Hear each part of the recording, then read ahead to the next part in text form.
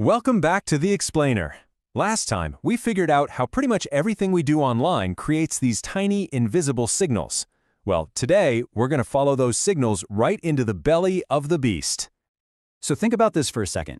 You're just scrolling, you pause for barely a heartbeat, and in that tiny little moment, a massive worldwide auction just took place, a winner was chosen, and a decision was made about what you're going to see next. You'll remember, we talked about how every single tap, every scroll, every little pause sends out a digital ripple, right? A signal that goes way, way beyond your screen. So this time, we're going to trace the incredible journey of that 1.5-second pause. We're going to see how a simple human action gets translated and understood by the AI that really shapes our entire digital world. Okay, so how does a machine, a bunch of code that can't feel or think, actually figure out what you want? Well, it all starts by learning to read your digital body language. Look, this system doesn't literally record every single thing you do. I mean, that would be crazy inefficient. It's way smarter than that. It takes that raw signal, that 1.5-second pause on a woodworking video, and it translates it into something more abstract, like an inferred interest in DIY or crafts. It's like it's building a digital silhouette of you. It doesn't remember every event, just the general shape of your interests. And where do all these abstract interests live? They exist in something called a vector space. I want you to picture a giant, maybe infinite library of every single concept imaginable. Dogs are right next to puppies, but they're millions of miles away from rocket science. The distance between any 2 points tells the machine just how similar those things are.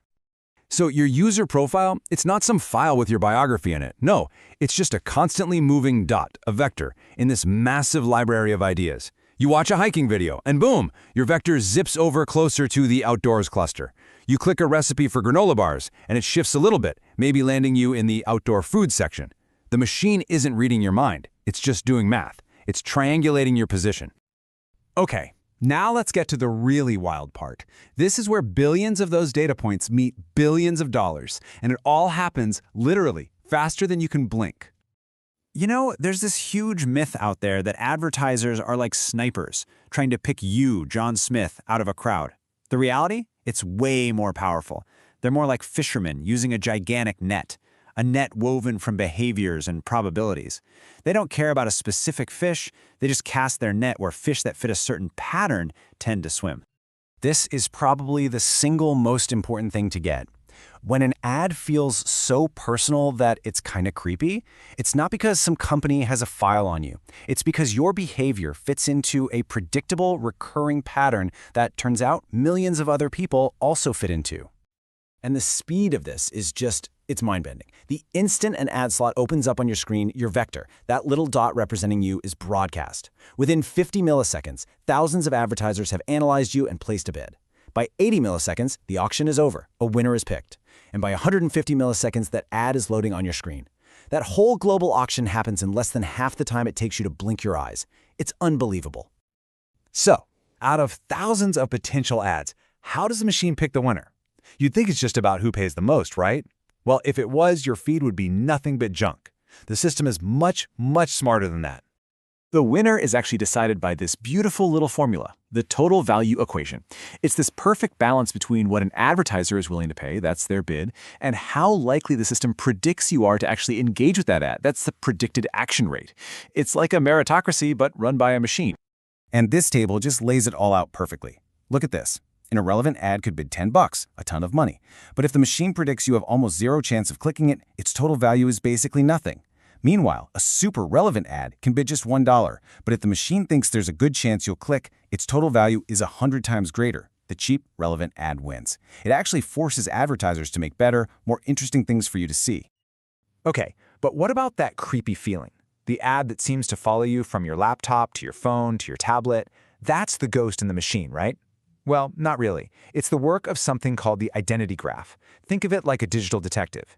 It sees your laptop's ID and your phone's ID are always using the same Wi-Fi network or are linked to the same email login. So it connects the dots and concludes, hey, these probably belong to the same person. And just like that, it merges all your different digital shadows into a single profile. So here's the crucial point. This whole system, it's never finished. It's not static. It's basically a living thing, and it's constantly learning. Every single ad you see is an experiment, And your reaction, that's the result that feeds right back into the machine. It's this perfect feedback loop. It works like a super advanced thermostat. The system shows you something, then it measures what you do. A click is positive feedback. Scrolling right past is negative feedback.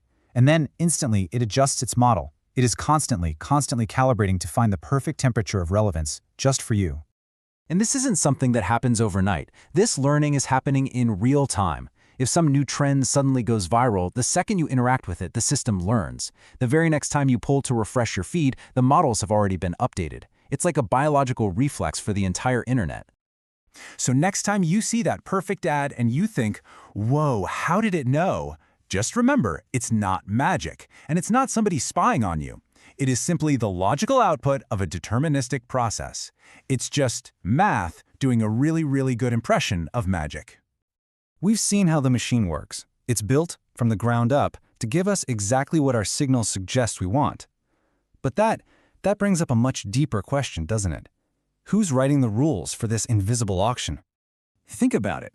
This system is getting better and better at guessing what we need, sometimes before we're even fully aware of it ourselves. So, where does helpful personalized service end, and where does subtle manipulation begin? We've gone through the mechanics, but what about the ethics? And what about the future? In our final explainer, we're going to tackle those really hard questions about privacy, control, and what's next for this planetary scale intelligence. We'll see you then.